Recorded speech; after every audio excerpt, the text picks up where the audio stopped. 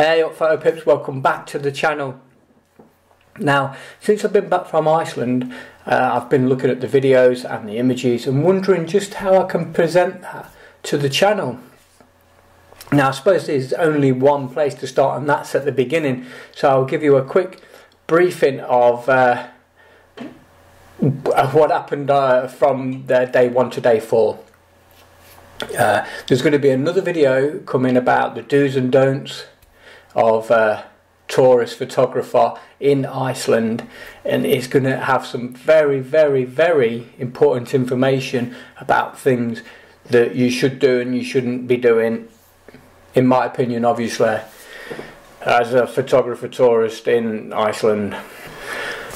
So let's get started. Day 1, we fly from Luton to Iceland. It was 2 hour and 40-minute flight time, and then you have a 40-minute journey to the bus terminal, which then you get on a smaller 16-seater minibus which takes you to your hotel. Basically that's it. Get to your hotel, check in, get out quick, as quick as you can. So once we were checked in, we headed out, got a little bit something to eat over at the Hard Rock. It's the same everywhere you go. No different. If you ever had a Hard Rock, it's not a Hard Rock, the Hard Rock Cafe. If you've ever been to one, you've been to them all basically, and it's fantastic. People was really nice, the service was great. I recommend the Hard Rock Cafe, Reykjavík. The Northern Lights. So the first day we'd been smooching around Reykjavík, and to get back in time for the Northern Lights. Now the weird thing about the Northern Lights are there's 3 or 4 elements to whether they're going to show. Obviously the first one, the most important one, is cloud. If it's really cloudy, it's not happening. Now when we landed, we came through 3 different layers of cloud. It was clear, we obviously was flying over everything.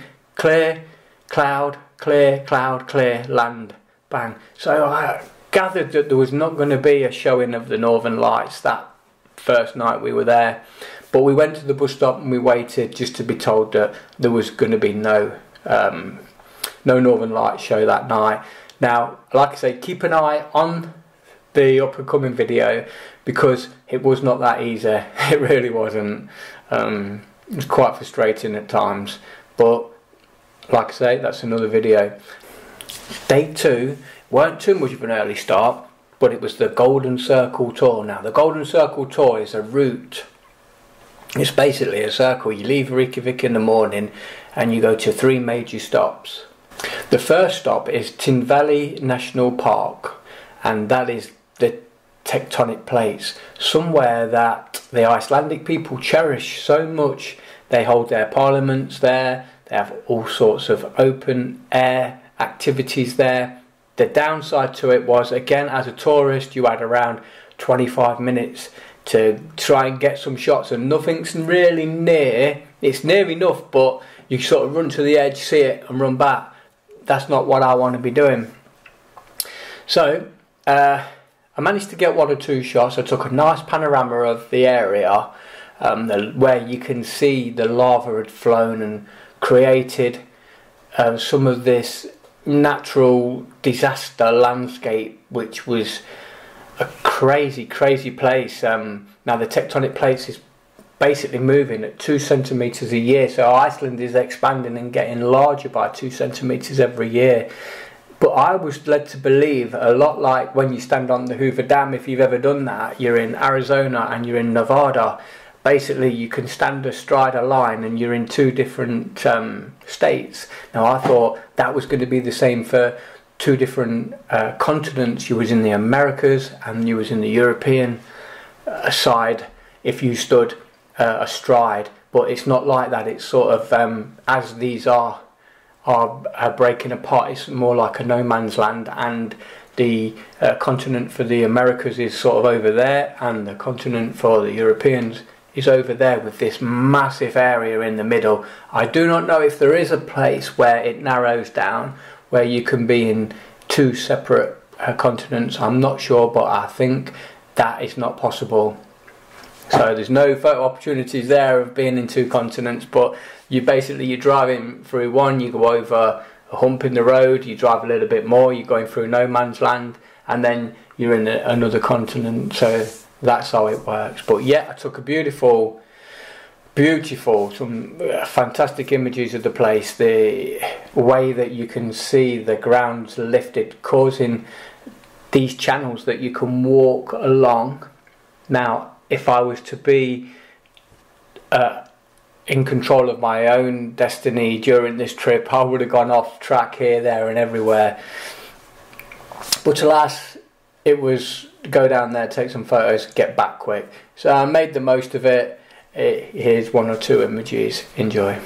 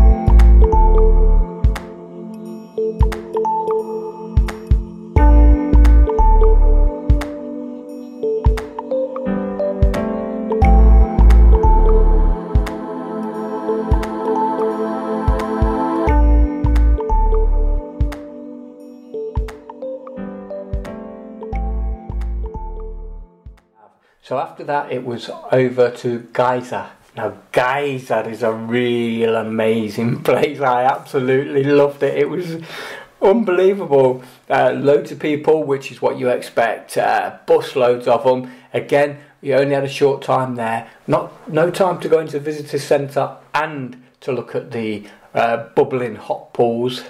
You got no chance. It's one or the other. Probably one of the highlights of the trip. So yeah, keeping in mind the time you've got there, you need to be quick. You need to be very quick. Find yourself a nice composition and just get the shots you need. Fire them off.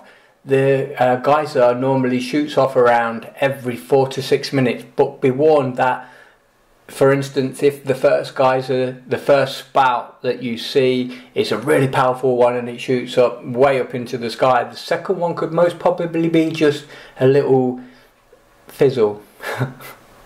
Okay, but then the next one, be ready. But be ready anyway, just in case. But the way I saw it was a nice powerful spurt of water, then a fizzle, then a nice powerful spurt of water, all in the spate of 10 minutes. So within that time you will get 2 nice spurts of water in 10 minutes.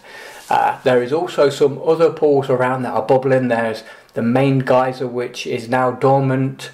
Apparently there was some sort of volcanic activity that went off, and a rock, massive rock underground, jammed in between where the water spouts up, and the rock is now blocking that. It's still there, it's still bubbling, but it's not spurting anymore.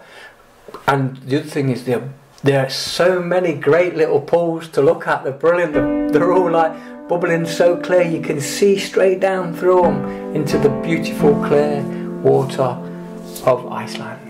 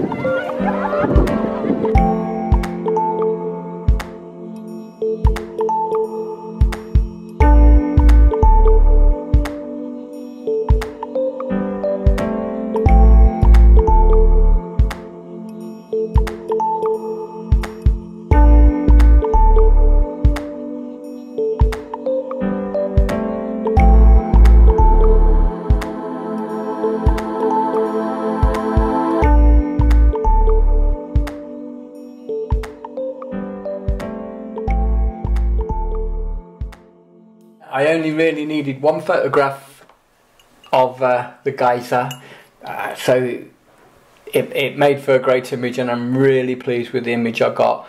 It wasn't overcrowded where I'd stood, and then managed to sort of crop a lot of the people out in the frame, which was fantastic. And then it was just a case of just doing a little bit of cloning and content aware removal in Photoshop. Stop 3, Gullfoss waterfall. Stunning, absolutely amazing place. I absolutely love this. Again, not much time. There's 3 levels to it. In the time given, I managed to do 2. So keep that in mind. You can start off at a medium level, which is where you do start. It's the first place you go, the medium level. Then you'll mooch on down to the lower level, where I took an absolutely stunning panorama. It is one of my favourite photographs. And then also just before I went up to there's like a little platform that you walk up, and you're in the centre of the waterfall with it all around you. Before that, there's this where this image was taken, and to me this is a brilliant image. It just shows you the velocity of the water that's pounding the volcanic rock.